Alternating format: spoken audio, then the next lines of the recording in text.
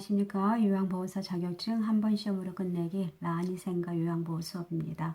오늘은 치매 대상자의 일상생활 지원에 대해서 설명을 드리겠습니다. 우리 치매가 무엇인가요? 네, 가장 대표적으로 여러분들 많이 알고 있는 알츠하이머, 그 다음에 뇌졸중으로 인한 혈관성 치매라든지 로이치의 치매라든지 그 대표적으로 더 그거 이외에도 굉장히 많지요. 근데 치매가 우리가 알고 이르는 베타 아밀로이드라든지 타우 단백질이 우리 뇌에서 서로 응집해서 염증을 유발하고 신경세포의 기능을 방해하고 그리고 신경세포를 사멸까지 일으킨다고 했습니다. 그래서 우리가 기억력을 담당하는 해마라는 곳이 있는데 거기에서 조기 퇴행이나 신경세포들의 퇴화를 일으켜서 나타난다고 볼 수 있고요. 그러면 우리 이런 환자들을 처음에는 약물 같은 걸로 해서 약물을 발견하기 위해서 굉장히 많은 모든 세계의 제약회사들이 많은 노력을 했음에도 불구하고 아직 치료제는 발견하지 못했습니다. 그래서 그럼에도 우리가 인지기능 개선제라든지 치매와 같이 항정신병 약물 증상들에 대해서 이런 거 항우울제, 항경련제를 같이 복용할 수 있도록 이렇게 해서 약물 복용의 중요성에 대해서 우리가 설명을 드리려고 하는데 치료제는 없지만 빨리 조기에 발견해서 치매를 진단을 받아서 약물 복용하는 것이 굉장히 중요합니다. 그래서 여기 우리 치매 대상자에게 약물 복용 중요성이 얼마나 중요한지를 보면은 먼저 약물 복용해서 증상을 늦출 수 있도록 해야 되고요. 그리고 이런 것은 치매 증상으로 고생하는 기간이 줄어들 수 있고 그리고 가족들에게도 수발 부담을 줄어들 수가 있습니다. 그리고 약물 복용의 효과를 설명하고 규칙적으로 복용할 수 있도록 하고 그리고 투여 약물을 보면은 가장 대표적으로 인지기능 개선제라가 있는데 여기에서 여러분들이 에리셉트라든지 엑설런, 레미닐, 에빅사 같은 것들은 지금 시중에서 인지기능 개선제로 복용하고 있고요. 그 다음에 정신행동 증상 이것은 이제 우리가 대상자들한테 망상이라든지 환각, 우울, 공격성 등을 다양한 정신행동 증상들이 나타납니다. 이것들을 개선하기 위해서 처방된 약물인데 항정신병 약물이 있는데 그래서 이런 것들은 망상이나 환각, 공격성이나 초조, 수면성 각성 중의 장애가 있을 때 복용할 수 있고요. 그리고 항우울제도 있습니다. 그래서 수면주기 각성 주기 장애라든지 초조를 보인다든지 대상자들의 공격성이라든지 불안한 증상이나 우울 증상이 있을 때 나타나기도 합니다. 그리고 항경련제는 초조나 공격성, 조증, 유사 증상, 수면 장애가 일어날 수 있고요. 이럴 때 우리가 항경련제를 들을 수 있습니다. 그래서 우리 인지기능 개선제와 정신행동 증상 개선제를 말한 것처럼 아주 규칙적으로 잘 들을 수 있도록 해주는 것이 굉장히 중요하고요. 그러면 우리가 일상생활에서 기본 원칙이 있습니다. 그래서 기본 원칙은 우선 첫 번째로 대상자에게 따뜻하게 응대하고 그리고 치매 대상자를 존중하는 것. 이 말은 인간의 존엄성을 지켜준다는 기본 이념 이런 것을 지킬 수 있도록 하고요. 그래서 정면에서 야단치거나 부정하거나 무시하지 않도록 해야 되고 그리고 대상자의 생활 자체를 소중히 여겨서 환경을 바꾸지 않도록 하는 것이 좋습니다. 그리고 규칙적인 생활을 하게 한다. 특히 치매 대상자들은 생활이 일상적으로 규칙적으로 일정을 만들어서 생활할 수 있도록 하는 게 혼란을 경감시킬 수가 있습니다. 그리고 정신적에도 안정에 도움이 되고요. 그래서 규칙적인 이런 생활은 또 병을 조기 발견하는 데 도움이 된다고 합니다. 그래서 이렇게 해주시면 되고요. 그래서 대상자에 맞는 일정을 만들어서 규칙적으로 생활할 수 있도록 하는 것이 좋습니다. 그리고 대상자에게 남아있는 기능을 최대한으로 살릴 수 있도록 치매가 있다고 진단받고 모든 것을 못하는 것은 아닙니다. 그래서 거기에 남아있는 잔존 기능을 유지할 수 있도록 해주는 것이 우리의 요양의 목적이라고 할 수 있습니다. 목표라고 할 수 있고 그리고 습관적으로 해오던 일을 할 수 있도록 하고요. 할 수 있는 일을 스스로 하도록 해서 남아있는 기능을 유지할 수 있도록 하는 것이 가장 좋습니다. 네. 그 다음에 상황에 맞는 가장 중요하죠. 우리는 치매 대상자들은 증상이 다양하다고 했습니다. 망상이라든지 공격성이라든지 배해라든지 이렇게 나기 때문에 우리가 예측을 할 수 없기 때문에 상황에 맞는 요양보호를 할 수 있도록, 그리고 그 말은 결국 유연성 있는 요양보호를 할 수 있도록 하시는 게 좋습니다. 그래서 치매의 정도나 특징을 대해서 알아두는 것이 좋고요. 우리 내가 모시는 대상자가 경증인지 중증인지 그리고 말기인지, 그래서 중증이나 경증 같은 것은 어떤 증상이 나타나더라라는 것을 알고 있으면 거기에 맞춰서 예배할 수가 있고, 그리고 거기에 순간순간 대응할 수가 있습니다. 그래서 그리고 대상자의 상태는 점차적으로 변해가는 것을 이해하고 수용할 수 있도록 해야 되고요. 그리고 항상 안전에 주의하시는 게 좋습니다. 그리고 사고 위험이 높다는 것을 본인이나 가족에게 인식시키고, 그래서 주위에 위험이 될 만한 물건을 없앤다든지 안전한 분위기를 조성하는 것이 좋겠죠. 그래서 이렇게 대상자들이 치매 대상자들이 사고가 많이 발생하는 이유를 보시면 상황 분석을 못합니다. 상황 분석을 평가할 수 없고 금방 잊어버리고, 그리고 치매가 진행된 후에도 예전 방식을 고집하려고 한다든지, 그리고 새로운 일에 배우는 능력에 있어서 문제에 변화를 대처하지 못한다고 볼 수가 있습니다. 그래서 이렇게 알아주시면 되고요. 그 다음에 식사도끼에 대해서 설명을 드리겠습니다. 식사도끼. 식사도끼는 처음에 기본 원칙이 뭐냐면, 우선 대상자들이 의치가 잘 고정되어 있는지 확인하시는 게 좋겠죠. 네. 그래서 이 의치가 고정되지 않으면 기도로 넘어갈 수 있고, 그리고 그런 경우에는 약간 음식물을 삼키는 데 문제가 있겠죠. 그렇기 때문에 이럴 때는 아예 느슨한 경우에 끼지 못하게 하시는 게 좋고요. 그 다음에 당뇨병이라든지 고혈압 등 음식을 가려 먹어야 하는 경우에는 치매 대상자가 접근할 수 없는 장소에 해당 음식들, 뭐 당뇨병이니까 뭐 사탕이라든지 설탕이라든지 이런 것들, 고혈압 같은 짠 음식 안 되겠죠. 그래서 소금이나 간장 같은 것들 잘 치워 드셔야 되고요. 그리고 그릇은 접시보다는 사발을 사용해서 덜 흘리게 하는 것이 좋고요.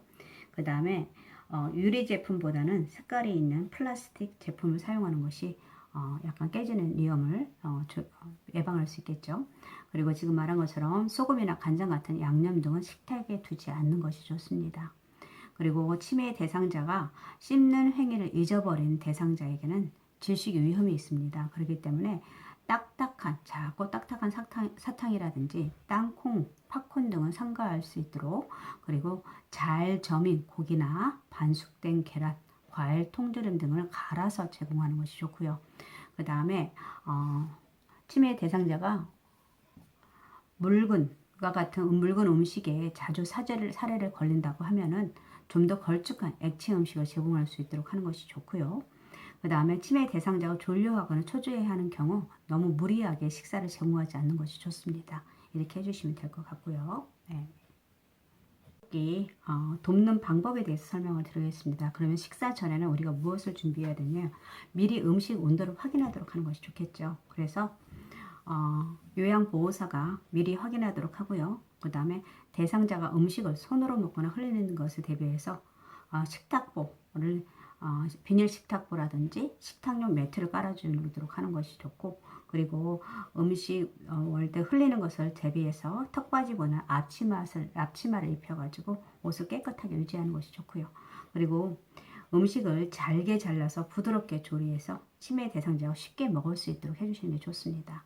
그 다음에 식사 중에는 컵에 물을 얼마나 채울지 판단하지 못하는 대상자이기 때문에 적당량을 따라서, 그 다음에 빨대와 플라스틱 덮개에 부착된 컵에다가 사용할 수 있도록 하고요. 그리고 한 음식을 먹고 난 다음에 그리고 다른 음식을 주도록 하고요. 그리고 수저 같은 경우는 손잡이가 크거나 손잡이에 고무를 붙인 약간 무거운 숟가락을 주어서 숟가락을 쥐고 있다는 것을 인식할 수 있도록 하시는 게 좋습니다. 그리고 숟가락을 떠먹이는데 치매 대상자는 한 번에 조금씩 먹이고 음식을 삼킬 때까지 충분히 기다리도록 하는 것이 낫겠죠. 네, 조금씩 삼킬 때까지 기다리고, 그 다음에 우리가 치매 대상자 식사할 때 고려할 점들이 있는데요. 보시면 대상자의 식사 습관과 음식에 대한 기호를 최대한 반영해서 들을 수 있도록 하고요. 즐겨 먹던 반찬이라든지 간식을 제공한다든지, 그리고 안정된 식사에서 식사 분위기를 조성할 수 있도록 합니다. 조용한 음악을 틀어놓는다든지 아니면 텔레비전을 끄도록 한다든지 먹는 데에 집중할 수 있도록 하는 것이 좋겠죠. 그리고 규칙적인 일과에 따라서 식사하기, 네, 매번 같은 시간에 같은 장소에서 그 다음에 같은 식사 도구로 사용할 수 있도록 하는 것이 좋습니다. 그 다음에 식탁에 앉으면 바로 식사할 수 있도록 모든 것이 준비되어 있어야 됩니다. 그래서 컵에 미리 물을 담아 놓고 생선 같은 경우는 생선의 가시를 제거한다든지 뼈 같은 것을 제거해서 다 바로 드실 수 있도록 해주시는 것이 좋겠죠. 네. 그 다음에 식사 후에는 우리가 대상자가 얼마나 드셨는지 섭취한 음식의 종류와 양을 정확히 기록할 수 있도록 하고요. 그리고 만약에 치매 대상자가 식사를 하지 않고 체중이 감소하게 되면은 빨리 의료진에게 알리고 그 원인을 파악할 수 있도록 하는 것이 좋습니다. 그리고 체중 감소 이유를 발견하지 못한 경우에는 치매 대상자가 평소 좋아하는 음식을나 걸쭉한 형태의 고열량 액체 음식을 제공할 수 있도록 하고요. 그리고 필요하다면 비타민이라든지 단백질이 포함된 그 영양제 같은 거 있죠. 그거 같이 줄 수 있도록 하는 것이 좋습니다. 이게 우리가 식사 돕기에 도울 수 있는 방법이고요. 그 다음에 배설 돕기. 배설 돕기는 우리 대상자들한테 일상생활 장애 요인이 될 수 있어요. 그래서 적절하게 요양보호가 필요한데 일단 치매 대상자는 자기 보호 기능이 저하되어 있죠. 그래서 우리는 이런 보호적 환경에서 인내심을 가지고 수용적이고 부드러운 태도로 대해야 합니다. 그래서 우리 치매 대상자의 배설 문제 원인을 보게 되면 뇌기능 장애로 인해서 배설할 수 없거나 느끼지 못하는 것을 아예 느낄 수 있고요. 그리고 화장실을 찾지 못하거나 화장실을 가는데 시간이 많이 걸릴 수가 있습니다. 그리고 배설하는 방법을 잊어버릴 수도 있고요. 그리고 행동이 느려지는데 그래서 방광에서 소변이 실금한다든지 이런 식으로, 그리고 옷을 벗는데 시간이 걸리고, 그리고 배변 후에 휴지를 사용하지 않거나 사용한 휴지는 아무데나 버리는다든지, 그 다음에 배변 후에 물을 내리지 않고 대변과 소변을 구별하지 못하는 경우도 있습니다. 그리고 화장실 이외의 장소에서 배설할 수도 있고요. 화장실에 이르지 못하고 배설하는 경우도 있고 화장실을 모르는 경우도 있습니다. 이런 것들로 인해서 이런 배설 문제가 나타날 수 있고요. 그러면 우리가 이런 배설 돕기를 돕기 위해서 우리가 대상자들의 비언어적 의사소통을 알 수 있도록 하는 것이 좋습니다. 왜냐하면 언어적으로 화장실 가고 싶어 라고 말을 하면은 되게 쉽죠. 그렇지만 그분들은 인지 기능이 저하되어 있기 때문에 언어가 못할 수도 있습니다. 그러면 그분들이 보이는 비언어적 의사소통을 알아두는 것이 좋겠죠. 그래서 대상자가 바지 뒷부분을 움켜잡고 있는다든지, 옷을 올린다든지, 구석진 곳을 찾는다든지, 대중 앞에서 옷을 벗으려고 한다든지, 서성이면서 안절부절 못한다든지, 이런 것들은 다 배설 문제가 있다고 간주를 하시고 가서 우리가 확인할 수 있는 것이 좋습니다. 그러면 기본 원칙이 있습니다. 기본 원칙은 요인이나 변을 느끼지 못하면 배설 기록을 기록해서 배설 시간이라든지 습관 등을 파악할 수 있도록 하고요. 그리고 대상자의 방은 화장실과 아주 가까운 곳에 배정할 수 있도록 하고, 화장실의 위치를 알기 쉽도록 표시해 둔다든지, 그리고 옷 같은 것도 벨트나 단추 대신에 조이지 않는 고무줄 바지를 입도록 하고요. 세탁하기 편하고 빨리 마르는 옷감이 좋습니다. 그리고 가능하면 낮에는 기저귀를 사용하지 않는 것이 좋고요. 왜냐하면 기저귀 같은 거는 대상자의 수치심을 유발할 수 있고, 그 다음에 실금 사실이 알리려고 하는 일을 안 하게 할 수도 있습니다. 그러니까 낮에는 가능하면 우리가 그 대상자의 배설 시간에 맞춰서 잘 요양할 수 있도록 하는 것이 좋겠죠. 그 다음에 야간에는 화장실 위험할 때는 쿠션이 있거나 시트, 등받이가 있는 이동변기를 사용할 수 있도록 하고요. 바퀴가 달린 변기는 위험할 수 있으니까 항상 잠금 장치 되어 있어야 되고요. 그리고 대소변 잘 가렸을 때, 그 다음에 칭찬을 해주고 실금할 때도 뭐 괜찮다고 말하는 것이 좋겠죠. 네.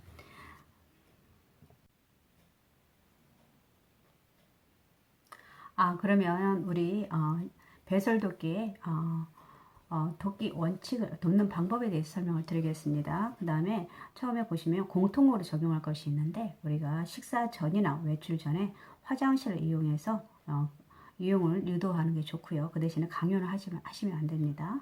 그래서 치매 대상자를 잘 관찰하게 되면 화장실에 가고 싶을 때 하는 행동이나 표정을 알 수 있다고 했습니다. 우리가 아까 뭐라고 그랬죠? 비언어적 의사소통을 알 수 있으면, 그분의 사용하는 비언어적 의사소통을 알 수 있으면 이런 것을 알 수가 있겠죠.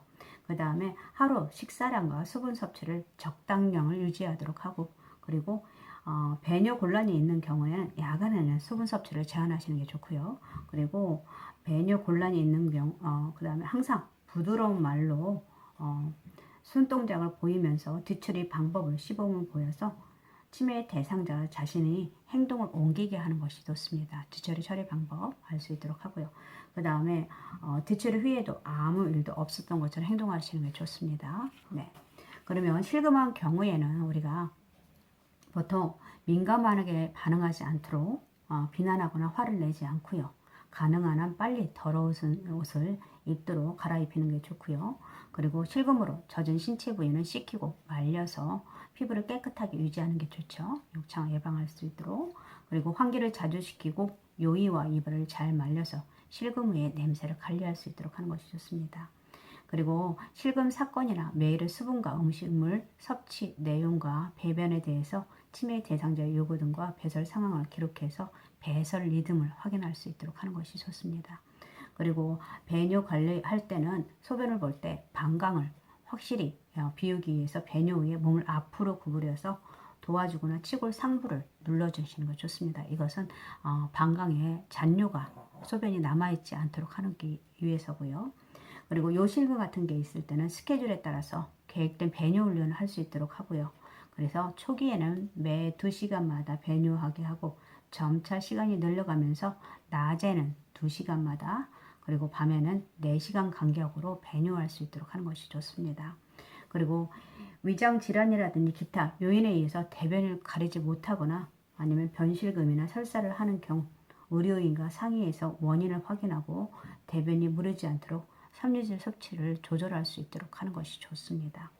그리고 변비인 경우에는요, 섬유질이 많은 음식과 하루 1500에서 2000cc 정도의 충분한 수분을 섭취할 수 있도록 하고, 그리고 일정한 시간 간격으로 변비에 앉혀서 배설할 수 있도록 하시는 게 좋습니다. 그리고 손바닥을 이용해서 배를 가볍게 마사지해서 불편감을 줄여줄 수 있도록 하도록 하고요. 그리고 배를 가볍게 마사지할 때는 배꼽을 중심으로 시계 방향으로 마사지 해주셔야 되고요. 그리고 변비약이라든지 뭐 이런 것들 관장 같은 거 그것은 의료인과 상의해서 해야 되고, 그리고 간장 같은 거는 저희가 하는 게 아니죠. 그래서 간호사가 수행해야 됩니다. 그리고 변비 해소에 좋은 식품들을 보면 보통 섬유질이 많은 식품들 있죠. 그래서 여러분들 많이 알고 있는 사과, 빨간무라든지 옥수수, 콩이나 자두, 딸기, 곡류, 빵 껍질 같은 게 좋고요. 그리고 발효식품도 변비 해소에 좋다고 합니다. 그래서 식초에 담근 양배추라든지 이스트가 많이 든 빵이라든지 토마토 주스, 요구르트, 푸른잎 채소 같은 거에 변비 해소에 좋은 음식입니다. 그래서 오늘은 우리 치매 대상자의 일상생활 돕기에서 식사 돕기하고 배설 돕기에 대해서 설명해 드렸고요. 다음 시간에는 개인위생 돕기에 대해서 설명을 드리겠습니다. 개인위생 돕기의 목욕과 그리고 구강위생에 대해서 설명을 드리겠습니다. 그리고 바로 우리 문제풀이로 들어가기로 했는데 지난 시간에 5번까지 했고요.